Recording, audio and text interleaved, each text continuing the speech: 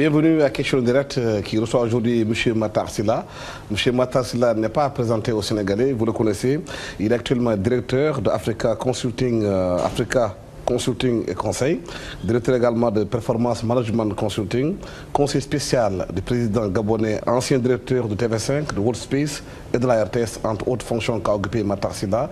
Vous le connaissez, le monde audiovisuel connaît bien M. Matar Sylla, c'est un éminent professeur dans ce domaine. M. Sylla, merci de nous recevoir chez vous. Vous le savez, au Sénégal, l'actualité depuis quelque temps, c'est le financement de l'audiovisuel. Mais vous avez occupé des fonctions de directeur général de la RTS. Voilà 12 ans que vous n'êtes pas au Sénégal, que vous êtes un peu partout dans le monde, vous travaillez dans l'audiovisuel.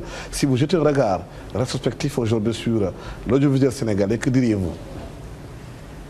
Sur l'audiovisuel sénégalais, de manière générale, on peut dire que c'est un secteur qui est dynamique. La preuve, c'est le nombre d'acteurs et d'opérateurs aujourd'hui qui interviennent dans le secteur. L'autre preuve, c'est la présence satellitaire un peu du Sénégal grâce à ces chaînes de télévision, tant publiques que privées. Mais il y a, disons, le constat d'un financement insuffisant et d'un marché publicitaire et d'un marché de la communication, d'une économie de la communication dérégulée et pas suffisamment sophistiquée. Pourquoi? Quand on prend, et c'est ça le talon d'Achille de la communication au Sénégal, quand on prend des exemples de pays où j'ai vécu, au Ghana, au Cameroun, en Côte d'Ivoire, je ne parle pas du Kenya, parce que ça c'est un géant par rapport. En termes de financement de l'audiovisuel public, on est dans des rapports pratiquement au moins de 1 à 5. Quand la radio-télévision camerounaise est autour de 21 milliards de financement, la RTS, on me l'a dit lors de la conférence qu'elle a faite, est autour aujourd'hui de 3,5 à 4 milliards maximum par an. Je crois que cela ne reflète pas la volonté de développer un véritable service public au sens administratif du terme, qui contribue effectivement à satisfaire l'intérêt général par sa neutralité, par l'accès de tous, par la présence partout sur le territoire national. Il faut partir des missions que l'on assigne à l'audiovisuel public, de la volonté de faire un secteur qui soit véritablement structuré et harmonisé pour mettre les financements qu'il faut en parallèle. Sinon, si on ne le fait pas, comme j'ai eu à le faire en tant que directeur général à l'époque, nous allons manger, pour ainsi parler de manière prosaïque et familière, au même râtelier que tous les autres opérateurs. Et ça dérégule le marché. Ça veut dire qu'aujourd'hui, vous autres opérateurs privés, vous devez prendre une partie de ce fromage, de ce gâteau qui se réduit parce que la manne publicitaire n'est pas extensible outre mesure. Donc, il faut véritablement, je crois, au Sénégal, régler de manière claire, nette, la question du financement public. Très souvent, on ne répond pas à cette question, tout simplement parce que quand vous décidez de mettre soit une taxe, soit quelle que soit la forme fiscale que cela peut prendre, quelle que soit l'assiette que vous pouvez mettre en place en termes de foyer fiscal ou autre type de prélèvement, dès l'instant où les gens payent, ils deviennent les véritables patrons. Et l'État a, je crois, voulu de tout temps avoir une mainmise sur ces outils qui sont des outils de pouvoir, des outils indispensables. Mais aujourd'hui, je crois qu'il faut être dans une logique de se dire que la communication, ce n'est pas seulement, j'allais dire, un outil d'accompagnement. Ce n'est pas seulement un accessoire dont on a besoin et qu'on utilise au gré des circonstances. La communication doit être pensée comme étant un secteur stratégique, transversal, extrêmement important dans le dispositif de développement d'un pays.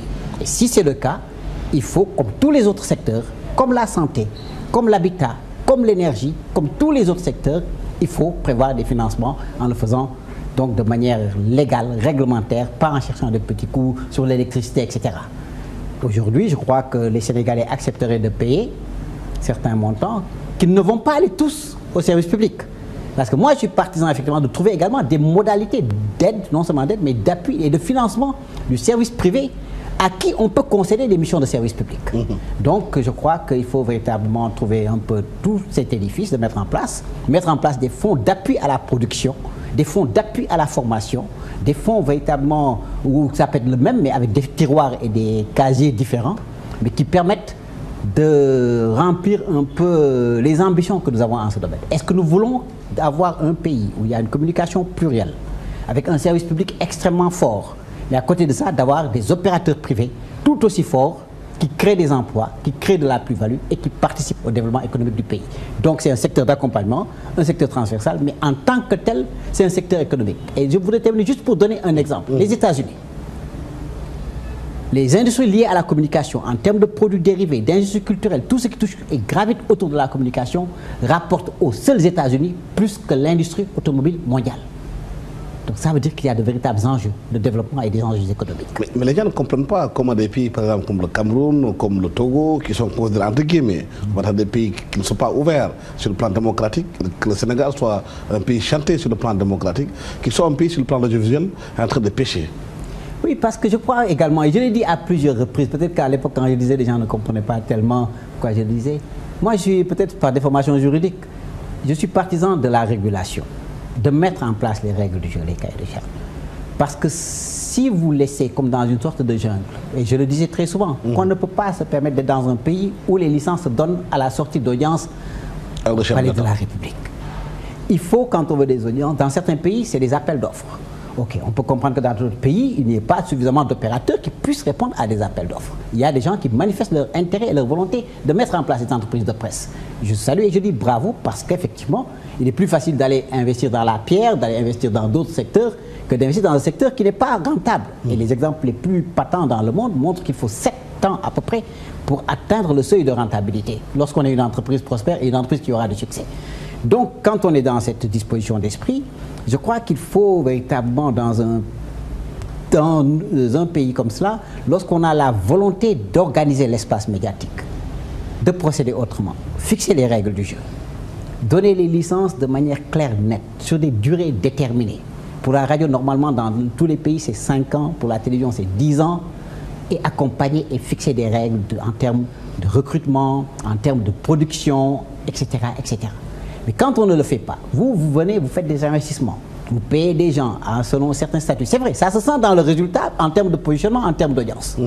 Mais à côté, aujourd'hui, si on laisse faire, s'il n'y a pas d'impératif technologique, s'il n'y a pas de critères techniques, n'importe qui peut se lever, prendre des magnétoscopes, ou prendre un disque dur et diffuser tout et n'importe quoi.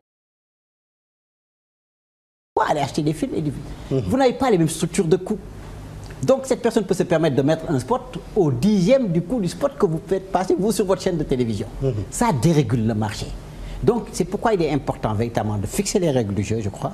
Et ça, le Sénégal ne l'a pas fait parce qu'on l'a fait par la petite porte. Les gens en ont profité. Ce n'est pas la faute des gens qui sont les porteurs de projets. C'est la faute de l'État qui n'a pas pu organiser en son temps et de manière claire, nette et transparente. Donc cette procédure un peu d'octroi de licence. Bon, les faits sont là, les choses sont faites. Il y a aujourd'hui 7 ou 8 acteurs principaux qui sont là, certains qui sont à l'avance, d'autres qui sont en arrière. Il y a un service public qui est là.